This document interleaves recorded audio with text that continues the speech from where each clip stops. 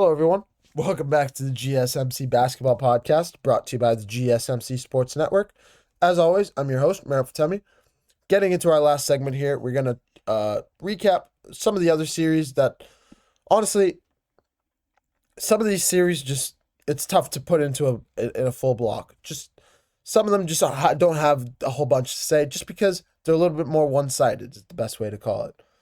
You got to respect teams, especially in the NBA playoffs. A lot of teams cannot be counted out. A lot of players getting a lot of heat, specifically when we start talking about the Memphis Grizzlies and Oklahoma City Thunder series. There's one player in particular that got a lot of heat after that game, after being benched in the second half. And yeah, we'll get straight into it. Jaren Jackson Jr. Before we get into Jaren Jackson Jr., let's talk about the game.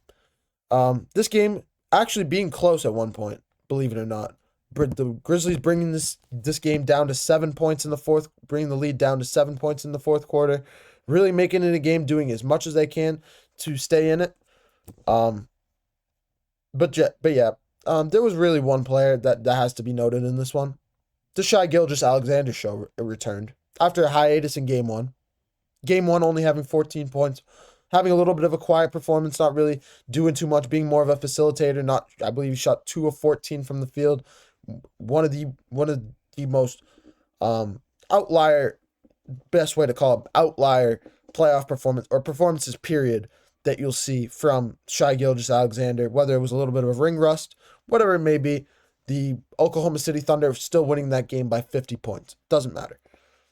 This one, different story. Shai Gilgeous-Alexander scoring 27 points in this one. Still shooting pretty anemic. 10 of 29 from the field. He shot 29 shots. 3 of 10 from three-point range. Only 4 free throws attempted.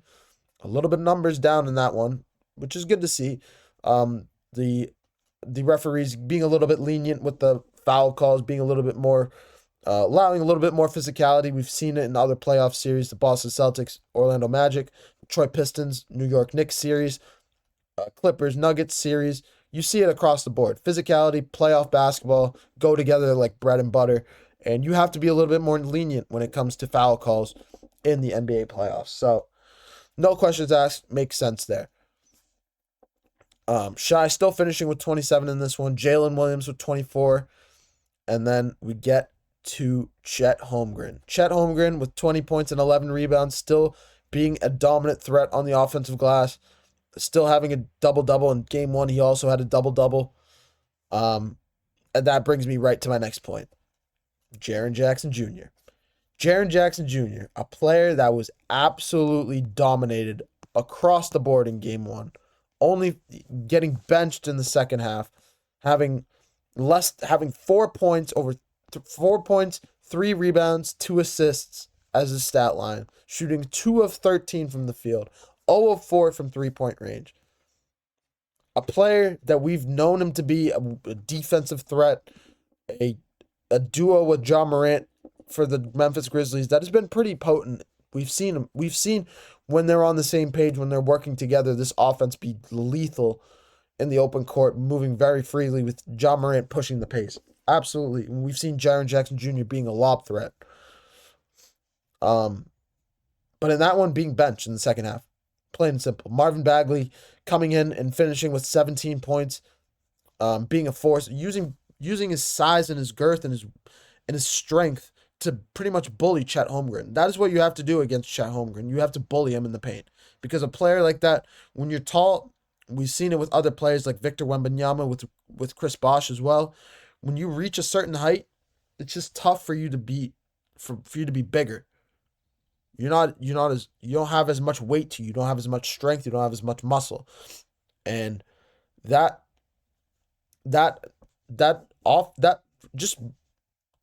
not even an attribute. It's just a mismatch at that point. When you can utilize that mismatch against a Chet Holmgren with Marvin Bagley, as a coach, you do that. So I completely understand why the Memphis Grizzlies went about using that scheme. Can that be pointed to the new coach's scheme as well? That is a conversation for another day. I'm not really trying to get back into that with the Taylor Jenkins firing.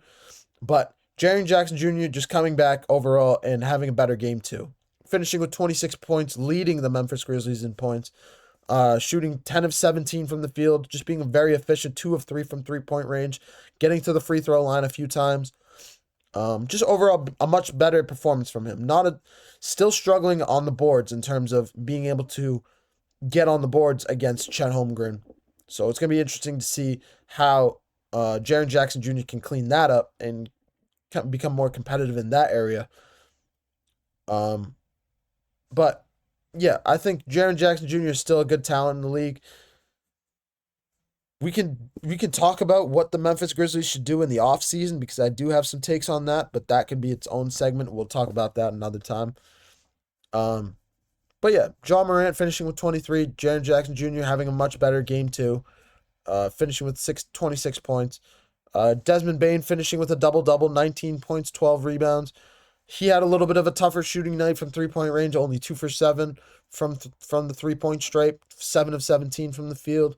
Much more tough, just overall tougher shooting night for him, but still being able to have an impact on the offensive glass or on the rebounding side of the ball in general, being able to get 10 rebounds, 2 offensive, just overall a better performance from the Memphis Grizzlies as a whole, as a team, but still not enough to beat this Thunder team.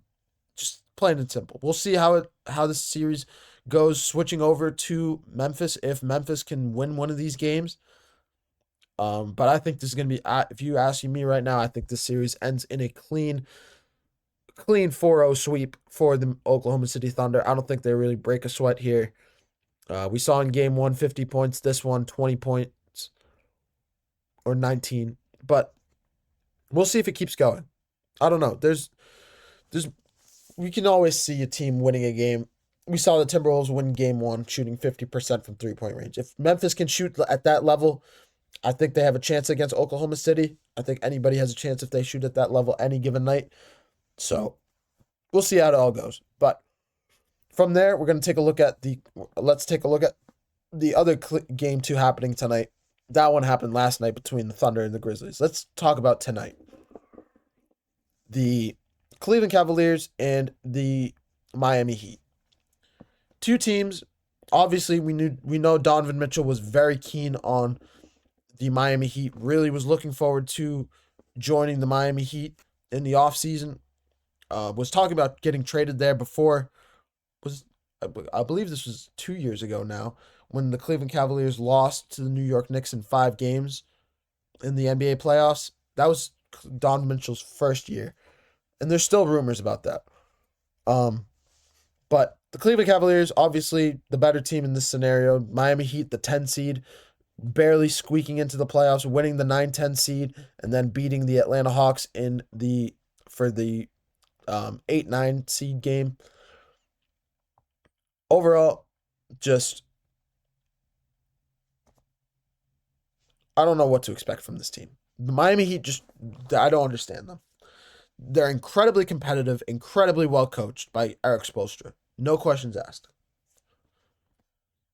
But outside of that, outside of being well coached, outside of their culture in terms of being incredibly resilient and just basing their game off toughness.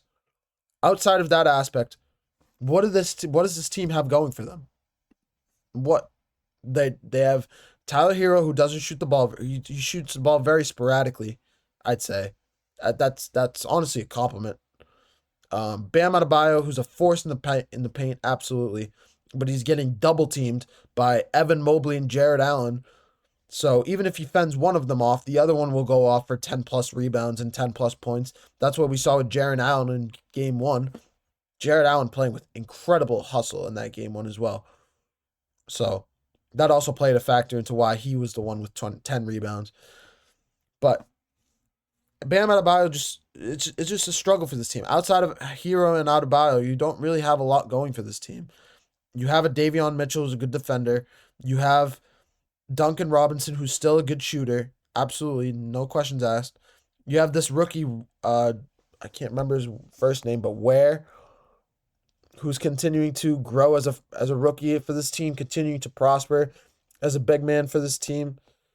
You still have Andrew Wiggins from the Jimmy Butler trade, who's crucial in that 8-9 game against the Atlanta Hawks. But I was talking about Kel'el Ware, by the way. He absolutely deserves a lot of credit for his performances. He's an incredible defensive threat, a lob threat, just an overall a good player, good growing player. And we'll see how good he ends up being down the stretch as this year continues to grow. Of course, they still have Jaime Jaquez, who's a good shooter for this team. They don't use Jaime Jaquez as much as they used to, but he's still a good player that I believe at the end of the day, you just have a bunch of role guys without a leader. This team just lacks a floor general. If they can get a floor general on this team, that's why Jimmy Butler was such a good fit for this team, because he was the leader. He was the guy you ran the offense through, and the role guys were around him to get ready and were always there to support him. That's what you need in Miami right now if you're the Miami Heat. So that's just my take on the situation. I just don't know. I think this series is going to be, I'm more confident in this series being a clean 4-0 sweep than I do the Grizzlies and Thunder series, just because it's the Western Conference and the Grizzlies are still a good team. Still have a lot of talent, have more talent than the Miami Heat versus the Cleveland Cavaliers. So overall, yeah, that's just my take on it. I think they win tonight in game 2 pretty decisively, going up 2-0, going back up to Miami. And we'll take a look more into that series as we approach game 3 and game 4. But yeah, that'll about do it for me, guys. That'll about do it for me today, guys. It was another unbelievable show. Thank you guys for tuning into the GSMC Basketball Podcast presented by the GSMC Sports Network. Your support means a lot to us, so please remember to subscribe to the show and leave a positive review. It really makes more of a difference than you guys think. Positive review, negative review, whatever review you guys leave. Please let us know what you guys think in the comments so we can improve what we do here, what I can improve my content for this show specifically, how we can improve our content as a whole, what you guys want to hear more of, what you guys don't want to hear much of. If you guys have any questions for us to take a look at in our next show, of course, let us know anything that you guys got going on. Anything that strikes you guys, just please let us know in the comments. We also invite you guys to follow us on Facebook, Twitter, TikTok, and Instagram for more content and updates. Thank you guys once again. Thank you guys once again for another unbelievable show. We have another great slate of basketball games tonight. Celtics, Magic, Cavs, Heat, and Warriors, Rockets. Another plethora of games. More content to cover for tomorrow's show. Thank you guys once again for being here. This is Matt Fatemi, the host of the GSMC Basketball Podcast, signing off. Hope you guys have a wonderful rest of your days. Bye-bye.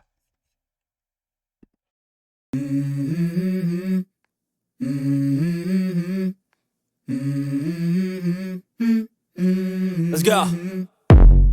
I wake up to a little bit of drool on my pillow, feel like it's gonna be a bad day.